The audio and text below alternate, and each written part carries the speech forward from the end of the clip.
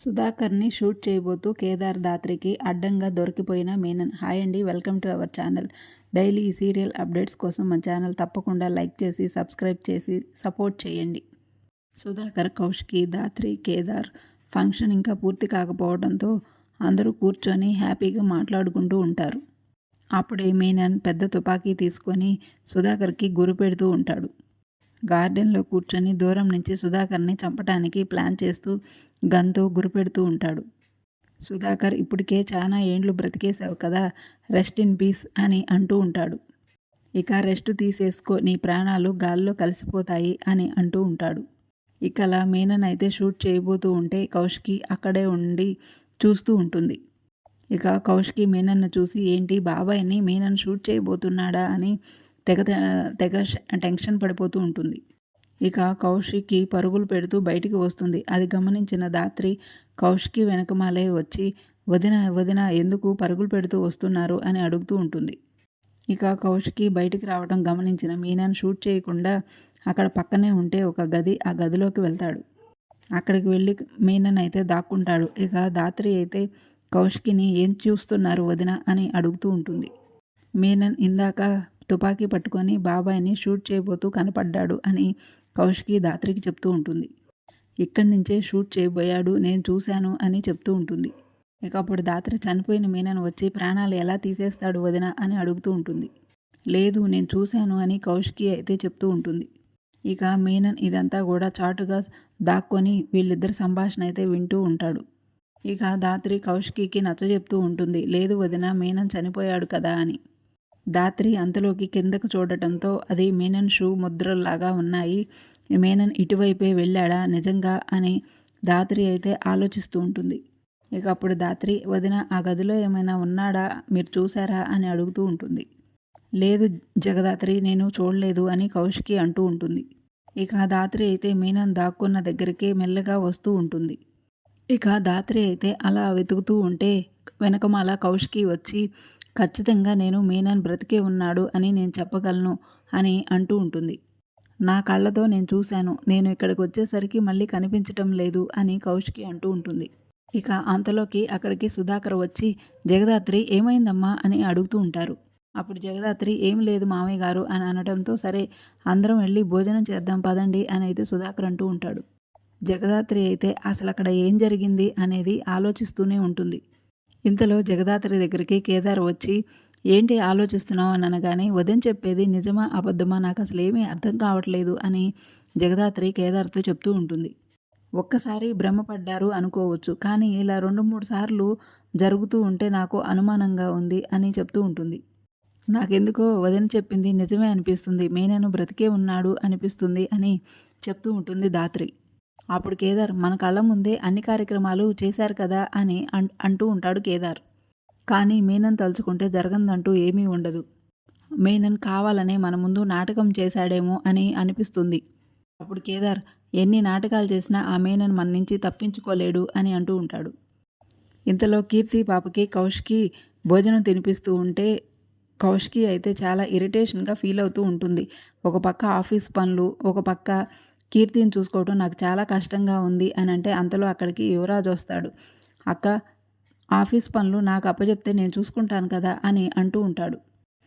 ఇక యువరాజ్ అన్న మాటలకైతే కౌశికి, సుధాకర్ ఇద్దరూ కూడా సైలెంట్గా ఉండిపోతారు. ఇంతలో అక్కడికి వైజయంతి వచ్చి, అవునమ్మి, అబ్బోడు చెప్పింది కూడా నిజమే కదా, అబ్బోడు ఎలాగో ఇంట్లోనే ఉంటున్నాడు కదా, ఆ మీనన్ ఎన్నిసార్లు ఫోన్ చేసి బెదిరించినా అటువైపు కూడా చూడలేదు, అదంతా దేనికి, నీకు ఇచ్చిన మాట కోసమే కదా ఉంటుంది అని వైజయంతి అయితే అంటూ ఉంటుంది. తను ఎలాగైనా బాధ్యతగా ఉండి ఈ ఇంటి వారసుడిగా నిరూపించుకోవాలనే కదా అలా చేస్తున్నాడు అని వైజయంతి అంటూ ఉంటుంది. కాబట్టి ఆఫీస్ బాధ్యతలు మీరు అబ్బోడికి అప్పచెప్పొచ్చు కదా అని వైజయంతి అడుగుతూ ఉంటుంది. అప్పుడు సుధాకర్, బాధ్యత అనేది ఇంట్లో కూర్చుంటే రాదు, తెలివితేటలపై ఆధారపడి ఉంటుంది, వాడు ఇప్పుడప్పుడే బాధ్యతలు తీసుకోవడం కరెక్ట్ కాదు అని నాకు అనిపిస్తుంది అని సుధాకర్ అయితే చెప్తూ ఉంటాడు. ఇక సుధాకర్ మాటలకి యువరాజ్ అయితే షాక్ అయిపోయి, అంటే ఏంటి నాన్న, నాకు కండిషన్ పెట్టారు కదా, మీ కండిషన్ ప్రకారమే నేను నడుచుకుంటున్నాను కదా, అయితే ఇప్పుడు నాకు కంపెనీ బాధ్యతలు అప్పగించరా అని అయితే కోపంగా అడుగుతూ ఉంటాడు యువరాజ్. అప్పుడు సుధాకర్, 6 నెలలు సరిగా ఉండాలి అని చెప్పి కౌశికి చెప్పింది, 6 నెలలు ఇంకా పూర్తి కాలేదు కదా అని సుధాకర్ అడుగుతూ ఉంటాడు.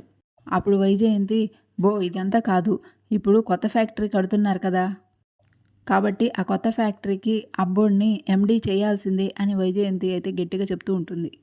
ఇక ఇదంతా కూడా జగదాత్రి కేదార్ అప్పటి వరకు వినీకి అక్కడి నుంచి వెళ్ళబోతుంటే కౌశికి ఎక్కడికి వెళ్తున్నారు జగదాత్రి కేదార్ అని అడుగుతూ ఉంటుంది. ఇక అప్పుడు దాత్రి స్కూల్కి వెళ్ళాలి అని చెప్పి అక్కడి నుంచి అయితే పద అని ఇద్దరు కూడా బయలుదేరతారు. కొత్త ఫ్యాక్టరీ విషయంలో ఎండీ పదవిని డిసైడ్ చేయాల్సింది నేను కాదు, మన ఆఫీస్ స్టాఫ్ అని కౌశికి చెప్తూ ఉంటుంది. యువరాజ్, కేదార్ మీరిద్దరూ రేపు ఉదయం ఆఫీస్కి వస్తే మన బోర్డ్ ఆఫ్ డైరెక్టర్స్ మీ ఇద్దరిలో ఎవరు ఎండీ అవుతారు అనేది చెప్తారు అని కౌశికి చెప్తూ ఉంటుంది. అప్పుడు నిషిక ఒక్కసారి కోపంగా, అంటే ఇప్పుడు ఏంటి, ఈ కేదార్ను కూడా మాతో పాటు సమానంగా వారసత్వ వాటాని ఇస్తావా అని కోపంగా అడుగుతూ ఉంటుంది. అప్పుడు కౌశికి ఎందుకు కరెక్ట్ కాదు, యువరాజు కన్నా కేదారే కరెక్ట్ అని చెప్తూ ఉంటుంది. ఇద్దరూ కలిసి ఫ్యాక్టరీలో ఒక నెల రోజులు పనిచేయని, ఎవరి వర్క్ నచ్చితే వాళ్ళని బోర్డ్ ఆఫ్ డైరెక్టర్స్ సెలెక్ట్ చేసుకుంటారు. అప్పుడు కొత్త ఫ్యాక్టరీకి ఎండీని యువరాజుని చేయాలో కేదార్ని చేయాలో వాళ్ళే నిర్ణయిస్తారు. అప్పుడు కేదార్, అక్క ఇదంతా ఇప్పుడు ఎందుకక్క అని అనటంతో కౌశికి, పర్లేదు నేను చెప్తున్నాను కదా. ఇక జగదాత్రి కేదార్ ఇద్దరు ఏమీ మాట్లాడకుండా ఇక అక్కడి నుంచి అయితే ఇక పోలీస్ స్టేషన్కి అయితే జేడీకేడీగా వస్తారు. ఇక అప్పుడు కేదార్, అక్క చెప్పేది వింటుంటే నాకు కొంచెం టెన్షన్గా ఉంది అని దాత్రితో చెప్తూ ఉంటాడు. ఇక జేడీ అయితే పోలీస్ స్టేషన్కి రాగానే అక్కడ ఒక కానిస్టేబుల్ అయితే ఇక మూవీలో సాంగ్ పెట్టుకొని వింటూ ఉంటాడు. ఇక జేడీ అయితే అతని దగ్గరికి వచ్చి ఏంటది అని అడుగుతూ ఉంటుంది. అప్పుడు అతను, ఇది మూవీలో సాంగ్ మేడం అని చెప్తూ ఉంటాడు. ఆ మూవీలో సీన్ అయితే జేడీ గుర్తుకు చేసుకుంటూ ఉంటుంది. ఇక అలా జేడీ గుర్తుకు చేసుకొని వెంటనే కేదార్తో ఇలా చెప్తూ ఉంటుంది, వదిన మీనన్ బ్రతికే ఉన్నాడు అని చెప్తుంది. ఇక అప్పుడు కేదార్, ఏం మాట్లాడుతున్నావు దాత్రి అనగానే, అవును కేదార్, నేను చెప్పేది నిజం, మీనన్ చనిపోలేదు, మీనన్ ఖచ్చితంగా బ్రతికే ఉన్నాడు, అది మనం నిరూపించాలి అని జేడీ అయితే చెప్తూ ఉంటుంది. అప్పుడు కేదార్, మనం ఎలా నిరూపించాలి ఇప్పుడు అని అడుగుతూ ఉంటాడు. అప్పుడు జేడీ ఒక ఐడియా చెప్తుంది. మీనన్ని చంపేటప్పుడు మనము 2 బుల్లెట్లు యూజ్ చేసాం, ఆ బుల్లెట్స్ మన దగ్గరే కదా ఉంటాయి, ఆ బుల్లెట్స్కి మీనన్ బ్లడ్ అంటుకొని ఉంటుంది కదా, మనం ఆ బ్లడ్ని శాంపిల్స్కి పంపిద్దాం, ఆ బ్లడ్ శాంపిల్ని మీనన్ డిఎన్ఏకి మ్యాచ్ చేసి చూద్దాము ఆ ఇద్దరిది ఒకటా కాదా అని. మ్యాచ్ అయితే అది మీనన్ అని, లేదంటే మీనన్ కాదు డూప్ది అని మనం అర్థం చేసుకోవచ్చు అని జేడీ అయితే కేడీకి చెప్తూ ఉంటుంది. ఇక కేదార్ అయితే జగదాత్రి చెప్పిందంతా విని షాకింగ్గా చూస్తూ ఉంటాడు. ఇక జేడీ కేడీ ఇద్దరు కూడా సాధు నాయక్ దగ్గరికి వెళ్ళి పర్మిషన్ తీసుకొని జరిగిందంతా కూడా ఇలా చెప్తూ ఉంటారు. కౌశికి వదిన చెప్పినట్టు మీనన్ బ్రతికే ఉన్నాడు అని మాకు 100కి 100% అనిపిస్తుంది అని దాత్రి అయితే చెప్తూ ఉంటుంది. కాబట్టి మీరు పర్మిషన్ ఇస్తే ఆ బుల్లెట్ మీద ఉన్న బ్లడ్ని మేము కలెక్ట్ చేసుకొని శాంపిల్స్ని మేము ల్యాబ్కి పంపిస్తాము అని దాత్రి చెప్తూ ఉంటుంది. ఇక జగదాత్రి ప్లాన్ మొత్తం కూడా సాధు నాయక్కి చెప్పడంతో ఇక సాధు నాయక్ అయితే, గుడ్, కీప్ ఇట్ అప్, మీరు అనుకున్న ప్లాన్ సక్సెస్ అవ్వాలని నేను కోరుకుంటున్నాను అని చెప్పి వాళ్ళని అక్కడి నుంచి బయలుదేరమని చెప్తాడు. అలా దాత్రి వాళ్ళు బయలుదేరేటప్పుడు ఇక సాధు నాయక్, ఒక్క నిమిషం ఆగు జేడీ అని చెప్పి, మీనన్ కానీ బ్రతికే ఉంటే వాడికి మనం కొట్టే దెబ్బ జీవితాంతం గుర్తుండిపోవాలి అని చెప్తూ ఉంటాడు. ఇక జేడీకేడీ అక్కడి నుంచి వెళ్ళి బుల్లెట్స్ కలెక్ట్ చేసుకొని అక్కడున్న బ్లడ్ శాంపిల్ని ల్యాబ్కి పంపిస్తారు. ఇక అప్పుడు కేదార్ అయితే ఇలా అంటూ ఉంటాడు, ఇంకా 2 డేస్లో రిపోర్ట్స్ వస్తాయి, అప్పుడు మనకి మీనన అవునా కాదా అని ఒక క్లారిటీ అయితే వస్తుంది. ఇక ఇంతలో యువరాజ్ అయితే ఇక అక్కడ జరిగిన కౌశికి దగ్గర జరిగిన సంఘటనలన్నీ గుర్తుకు చేసుకుంటూ అటు ఇటు తిరుగుతూ ఆలోచిస్తూ ఉంటాడు. ఇక సురేష్ అయితే యువరాజ్ దగ్గరకు వచ్చి, నేను నిన్న ఫోన్ మాట్లాడుతుంటే నన్ను వెనక నుంచి కొట్టింది నువ్వే కదా అని అనగానే యువరాజ్కి అయితే ఒక్కసారిగా షాక్ అయిపోతాడు.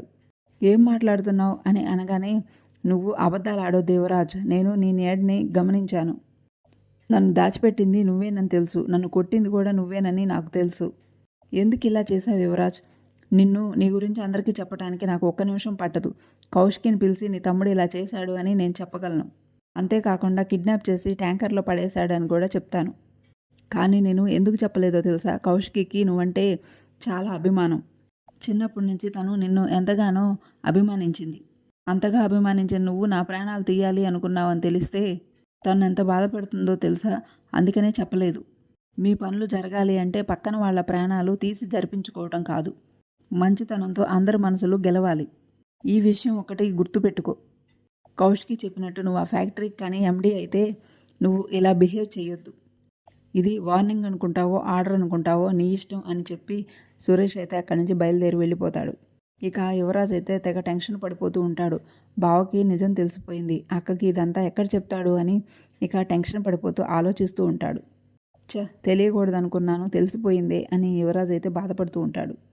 ల్యాబ్ నుంచి రిపోర్ట్స్ రావడంతో జేడీకేడీకి ఇక ఇక బ్లడ్ శాంపిల్స్ అయితే మేనన్ బ్లడ్ శాంపిల్స్కి మ్యాచ్ అవ్వడంతో ఇక జేడీకేడీకి అయితే ఇక సాక్ష్యాలు దొరుకుతాయి, చనిపోయింది మేనన్ కాదు అని నిర్ధారించుకుంటారు. ఈరోజు ఎపిసోడ్ ఇది జరిగింది. రేపటి ఎపిసోడ్ కోసం మన ఛానల్ తప్పకుండా లైక్ చేసి సబ్స్క్రైబ్ చేసి సపోర్ట్ చేయండి. Thanks for watching.